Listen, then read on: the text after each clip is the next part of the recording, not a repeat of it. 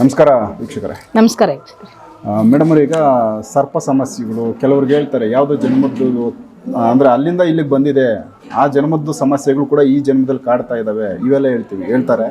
ಕೆಲವೊಂದು ಕಡೆ ಜ್ಯೋತಿಷ್ಯ ಕೇಳಕ್ಕೆ ಹೋದಾಗೋ ಇಲ್ಲ ಇನ್ನೂ ನಿಮ್ಮಂಥವ್ರ ಹತ್ರ ಬಂದಾಗ ಈ ಜನ್ಮದ್ದಲ್ಲ, ಇದು ಪೂರ್ವ ಜನ್ಮದ್ದು, ಸೊ ಆ ತೊಂದರೆ ಇಲ್ಲಿ ತನಕ ಬಂದೈತೆ, ಆಲ್ಮೋಸ್ಟು ನಾಗದೋಷಗಳು ಸರ್ಪದೋಷಗಳು ಯಾವುದೋ ಜನ್ಮದ್ದು ಇಲ್ಲಿಗೆ ಬರ್ತವೆ ಅನ್ನೋದು ಮಾತಾಡ್ತಾರೆ, ಎಲ್ಲರೂ ಹೇಳ್ತಾರೆ.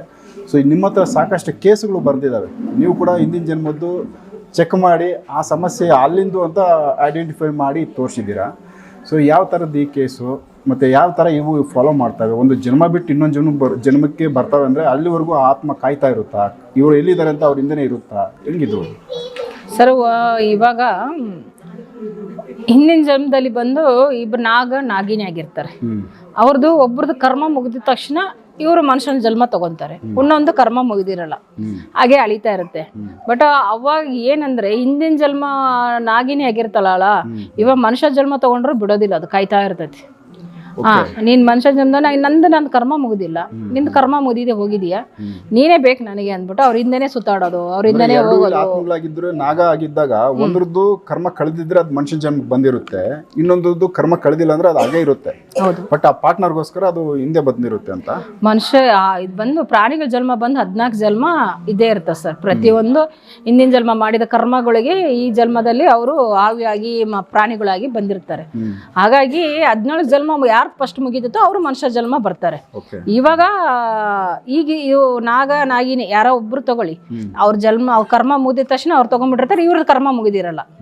ಇವ್ರ ಕರ್ಮ ಮಾಡಿದ್ರೆ ಇವ್ರು ಏನ್ ಮಾಡ್ತಾರೆ, ನಿನ್ ಬೇಕೇ ಅನ್ನೋದು ಬಿಟ್ಬಿಟ್ಟು ಹಾವು ಬಂದು ಅವ್ರ ಮುಂದೆನೆ ಸುತ್ತಾಡೋದು, ಅವ್ರ ಮುಂದೆ ಹೋಗೋದು, ಕನಸಲ್ಲಿ ಬರೋದು, ನಾನು ಹಂಗೆ ದೇವ್ರು ಅದು ಇದು ಅಂತ ದೇವ್ರಂತೆ ಜಾಸ್ತಿ ಅಮರ್ಸುತ್ತೆ. ಅವ್ರ ಮೇಲೆ ಇರೋದು ಹಿಂದಿನ ಜನ್ಮದಲ್ಲಿ ಬಂದಿರೋದು ಇದ್ದೇ ಇರ್ತೈತಿ. ಹಾವಾಗಿ ಈ ಜನ್ಮದಲ್ಲಿ ಅದು ಹಾವಾಗಿ ಹುಟ್ಟಿರ್ತೈತಿ.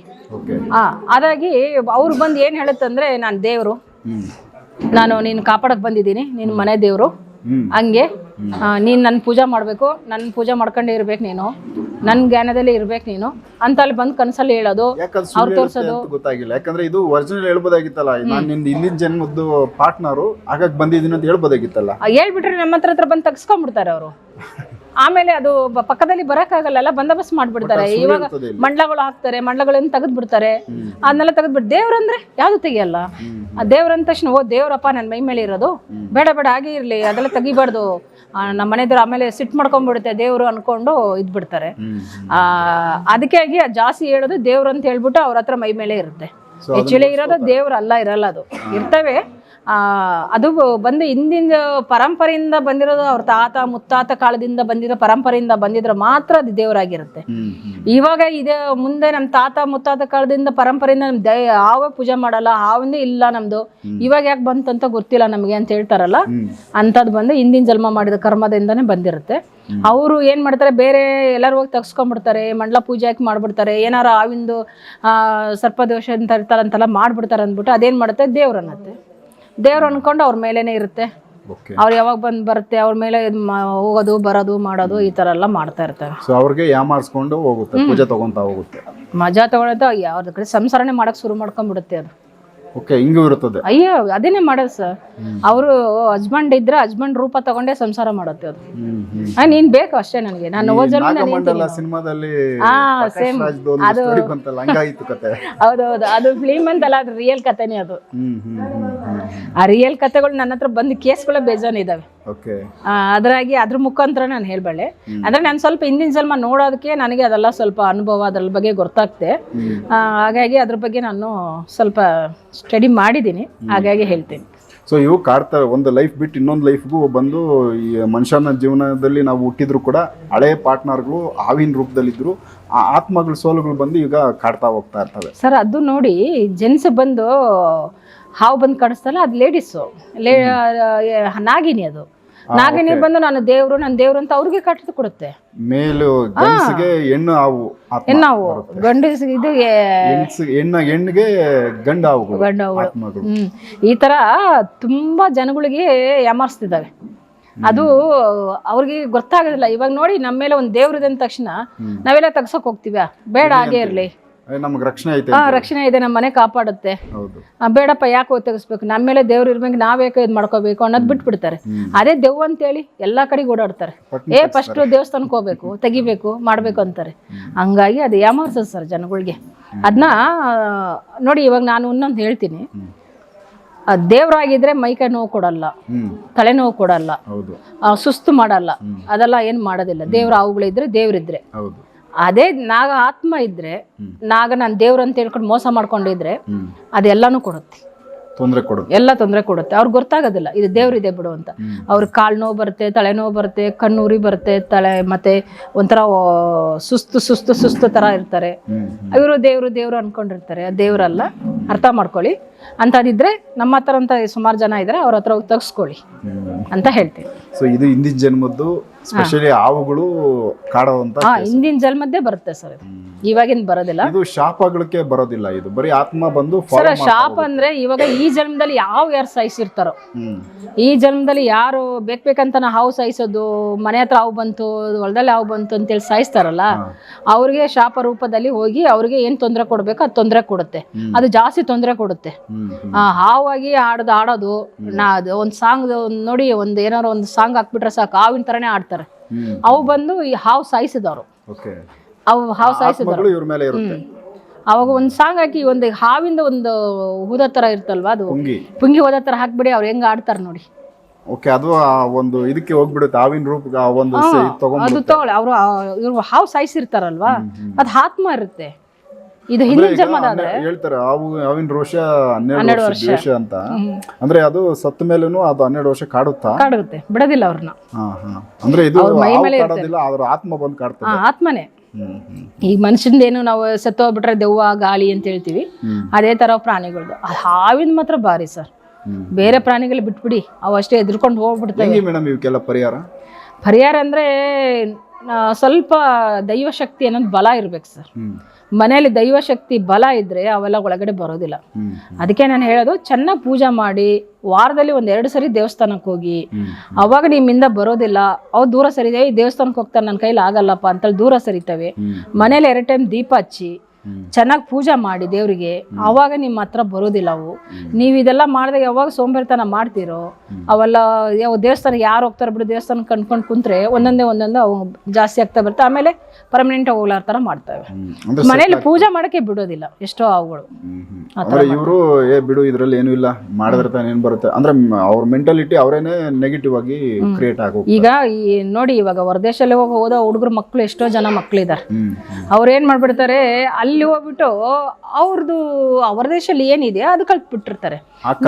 ನಮ್ ಕಲ್ಚರ್ ಎಲ್ಲ ಬಿಟ್ಬಿಡ್ತಾರೆ. ನಮ್ದು ಇಲ್ಲಿ ಹಿಂದಿಂದ ಹೆಂಗ್ ಬಂದ್ರು ಆ ತರ ಬಂದ್ರು ಬಿಟ್ಬಿಡ್ತಾರೆ. ಇಲ್ಲಿ ಬಂದ ತಕ್ಷಣ ಮನೆಗೆ ಅಲ್ಲಿಂದ ಓದ್ ಮುಗಿಸ್ಕೊಂಡು ಇಲ್ಲಿ ಬಂದ ತಕ್ಷಣ ಏನ್ ಮಾಡ್ತಾರೆ, ಯಾವ ದೇವ್ರಿದೆ, ದೇವ್ರು ಯಾವ್ದಿದೆ, ದೇವ್ರು ಯಾವ್ದಿಲ್ಲ, ನಾವೇ ದೇವ್ರುಗಳು. ನಾವ್ ಏನ್ ಓದಿರ್ತೀವಿ ಕಲಿತೀವಿ ಅದನ್ನೇ, ಅದೇ ವಿದ್ಯೆ, ಅದನ್ನೇ ನಮ್ಗೆ ಗೊತ್ತಿಲ್ಲದೆ ಇರೋದನ್ನ ಬಿಡು ಅದಿಲ್ಲ ಅಂತೀವಿ. ಹಂಗೆ ಅದೇ ನಾವು ಸುಮಾರು ನಂಗೆ ಬಂದಾಗ ವಾದ ಮಾಡ್ತಾರೆ ನನ್ನ ಹತ್ರ. ಒಂದು ಹುಡುಗಿ ತಗೊಂತೀನಿ, ಒಂದು ಹುಡುಗಿ ನನ್ನ ಹತ್ರ ಬಂದ್ಲು, ನೀವು ಮಹಾಭಾರತನ ಓದಿದ್ದೀರಾ ಅಂತ. ಮಹಾಭಾರತ ಗೊತ್ತಾ ನಿಮಗೆ ಅಂತ. ನಾನು ಗೊತ್ತಮ್ಮ ಅಂತಂದೆ. ಅದ್ರಲ್ಲಿ ಏನು ಬರ್ದಿದ್ದ ಗೊತ್ತಾ ನಿಮಗೆ ಅಂತಂದ್ರು. ಸೈನ್ಸ್ ನಂಬಬೇಕು ನೀವು, ಇದೆಲ್ಲ ನಂಬಾರ್ದು ನೀವು. ನಾನು ಇದೆಲ್ಲ ನಂಬೋದಿಲ್ಲ, ನೀವ್ ಹೆಂಗೆ ಇದೆಲ್ಲ ಹೇಳ್ತೀರಾ ಅಂತ ಕೇಳಿದ್ಲು. ಸರಿ ಆಯ್ತು, ಮಹಾಭಾರತ ಬರ್ದವ್ರು ಯಾರಮ್ಮ ಅಂತಂದೆ. ಅವರು ಸಾಧು ಸಂತರ ತಾನೆ, ಅವ್ರು ತಾನೇ ಬಂದಿದ್ದು, ಅವ್ರು ಬರ್ದಿದ್ದ ನೀನು ಓದಿರೋದು. ಈಗ ಡಾಕ್ಟರ್ಗಳು ಬಂದು ಓದಿದ ಬರ್ದ್ರ, ಇಲ್ಲ ನೀನು ಸೈನ್ಸ್ ಬಂದು ಬರೀತಾ, ಇಲ್ಲ ನೀನು ಓದಿದಿಲ್ಲ ಅದು ಬಂದು ಬರೀತಾ ಅಂತ ಕೇಳಿದೆ. ಅವಳಿಗೆ ಮಾತೇ ಬರಲಿಲ್ಲ, ಮೂಲ ಗೊತ್ತಿಲ್ಲ. ಇಂಜಿನಿಯರ್ ಮಾತಾ ನೋಡಿದ್ರು ಅಂದ್ರೆ ಅವ್ರಿಗೆ ಪ್ರಾಕ್ಟಿಕಲ್ ಏನ್ ಕಣ್ ಕಾಣಿಸ್ತಾ ಐತೆ ಅಷ್ಟನ್ನಷ್ಟೇ ಹೋಗ್ತಾರೆ, ಅದ್ರ ಹಿಂದೆಗಡೆ ಇರೋದು ಗೊತ್ತಿಲ್ಲ. ಅದೇ ಈ ಹೊರದೇಶ ಓದ್ಕೊಂಡ್ ಬಂದ್ರೆ ಹಿಂಗಾಗುತ್ತೆ, ನಮಗೆ ಕ್ವಶನ್ ಮಾಡ್ತವೆ. ನಾವ್ ಅದ್ರ ತಕ್ಕ ಮಾಡಿದ್ರೆ ಮಾತಾಡಕ್ ಬರೋದಿಲ್ಲ. ಇವಾಗ ಅವಾಗಿಂದ ಏನಾದ್ರು ಓದ್ ಬಂತ ಇಲ್ಲ, ಅವಾಗಿಂದ ಬಂದಿರೋದು ರಾಮಾಯಣ ಇವನ್ನೆಲ್ಲ ಓದ್ಕೊಂಡು ಇವಾಗ ಕಳ್ತಿದಾರ ಹೊರ್ತು ಬೇರೆ ಏನು ಇವಾಗೇನು ಇದು ಕಳ್ತಿಲ್ಲ. ಇವರು ಅದನ್ನೇ ಕಲ್ತ್ಕೊಂಡ್ ಬಂದು ನಮ್ಗೆ ಹೇಳಕ್ ಬರ್ತಾರೆ.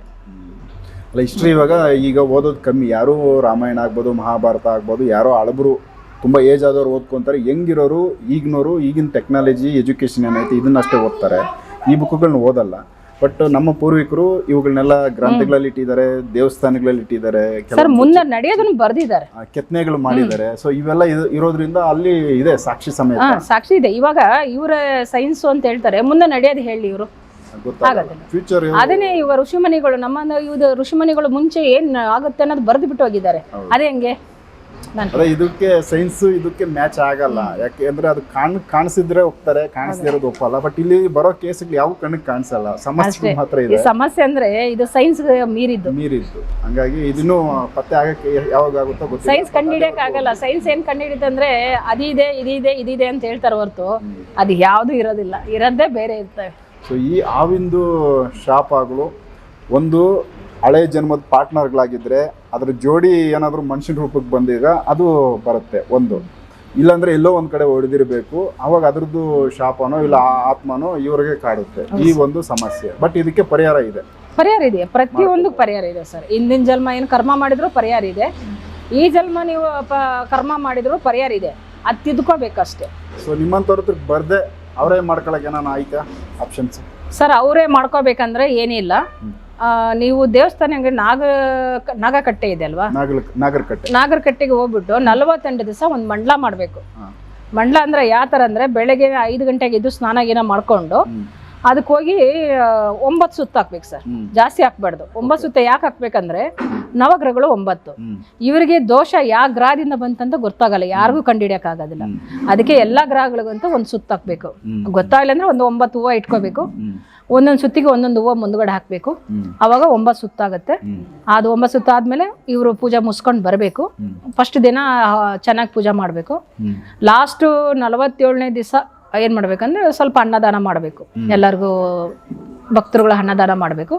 48ನೇ ದಿವಸಕ್ಕೆ ಚೆನ್ನಾಗಿ ಹಾಲು ಅಭಿಷೇಕ ಮಾಡಿ, ನಾನು ಏನು ತಪ್ಪು ಮಾಡಿದ್ರು, ನಾನು ಗೊತ್ತು ಮಾಡಿದ್ದೀನೋ ಗೊತ್ತಿಲ್ಲಂಗೆ ಮಾಡಿದ್ದೀನೋ ನಂಗೆ ಕ್ಷಮಿಸಪ್ಪ, ಇದರಿಂದ ನನಗೆ ಮುಕ್ತಿ ಕೊಡು, ನನಗೆ ಸಾಕು ನೊಂದ್ಬಿಟ್ಟಿದ್ದೀನಿ, ಇದರಿಂದ ಮುಕ್ತಿ ಕೊಡು ಅಂತೇಳಿ ಬೇಡ್ಕೊಂಡು ಬಂದರೆ ಅಲ್ಲಿಂದ ಯಾವ ನಾಗದೋಷ ಇದ್ರೂ ಪರಿಹಾರ ಆಗುತ್ತೆ, ಯಾವ ಹಿಂದಿನ ಜನ್ಮ ಕರ್ಮಗಳು ಇದ್ರೂ ಪರಿಹಾರ ಆಗುತ್ತೆ.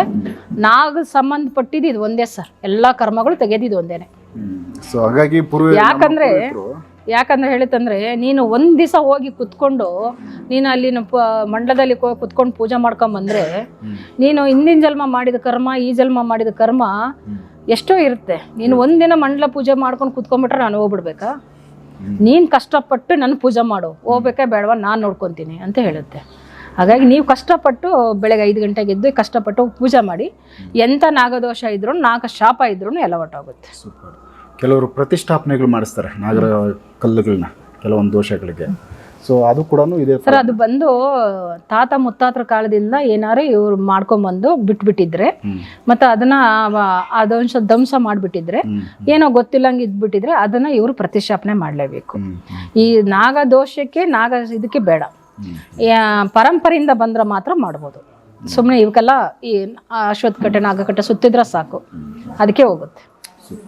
ಸೊ ವೀಕ್ಷಕರು, ಯಾಕಂದರೆ ಇದು ನಮ್ಮ ಪೂರ್ವಿಕರು ಸಾಕಷ್ಟು ಹಳ್ಳಿಗಳಲ್ಲಿ, ಎಲ್ಲ ಹಳ್ಳಿಗಳಲ್ಲಿ ನಾಗರ ಕಲ್ಲುಗಳನ್ನ ಪ್ರತಿಷ್ಠಾಪನೆಗಳು ಮಾಡಿರ್ತಾರೆ. ಬಟ್ ಯಾವುದೋ ಒಂದು ದೋಷ ನಾಗರದ್ದು ಆಲ್ಮೋಸ್ಟ್ ಮನುಷ್ಯರಿಗೆ ತುಂಬಾ ಕಾಡ್ತಾ ಹೋಗುತ್ತೆ. ಸಾಕಷ್ಟು ಕೇಸ್ಗಳು ಹಿಂದಿಂದು ಯಾವುದೋ ನಾಗಕ್ಕೆ ಸಂಬಂಧಪಟ್ಟಿದ್ದೇ ದೋಷಗಳು ನಮಗೆ ಕಾಡ್ತಾ ಇದೆ ಅಂತಲೇ ಸಾಕಷ್ಟು ಕಡೆ ಪ್ರಶ್ನೆಗಳಿಗೆ ಆನ್ಸರ್ ಸಿಗುತ್ತೆ. ಸೊ ಹಾಗಾಗಿ ಇದು ಅನುಕೂಲ, ಎಲ್ಲ ಹಳ್ಳಿಗಳಲ್ಲಿ ನಾಗರ ಕಲ್ಲು ಇರೋದ್ರಿಂದ ಅದನ್ನು ಮಾಡ್ಕೋಬೋದು. 48 ದಿನ ಅಂದರೆ ಒಂದು ಮಂಡಲ. ಸೊ ಇದರಿಂದ ಆ ಪರಿಹಾರ ಅಟ್ಲೀಸ್ಟ್ ಸ್ವಲ್ಪನಾದರೂ ಸಮಾಧಾನ ಆಯಿತು ಅಂದರೆ ಅವ್ರ ಜೀವನ ಚೇಂಜ್ ಆಗುತ್ತೆ. ಸೊ ಮೇಡಮ್ ಅವರು ಕೂಡ ಸೊ ಈ ಟಿಪ್ಸ್ನ ಡೈರೆಕ್ಟು ದೈವದ ಮುಖಾಂತರ ಇವ್ರು ಏನು ಕೊಡ್ತಾವ್ರೋ ಆ ಟಿಪ್ಸ್ಗಳೆಲ್ಲ ಅಲ್ಲಿಂದನೇ ಕಲೆಕ್ಟ್ ಮಾಡಿ ಕೊಡ್ತಾ ಇರೋದು. ಸೊ ಅದನ್ನು ಈಸಿಯಾಗಿ ನಿಮಗೆ ನಾವು ತಲುಪಿಸ್ತಾ ಇದ್ದೀವಿ. ಇದನ್ನು ಬಳಸ್ಕೊಳ್ಳಿ ತೊಂದರೆ ಇರೋರು. ಸೊ ನೆಕ್ಸ್ಟ್ ಇನ್ನೂ ಬೇರೆ ವಿಚಾರಗಳನ್ನ ಮೇಡಮ್ ಅವ್ರ ಜೊತೆ ಮಾತಾಡ್ತಾ ಹೋಗ್ತೀನಿ ಎಪಿಸೋಡ್ ನೋಡಿ. ನಮಸ್ಕಾರ.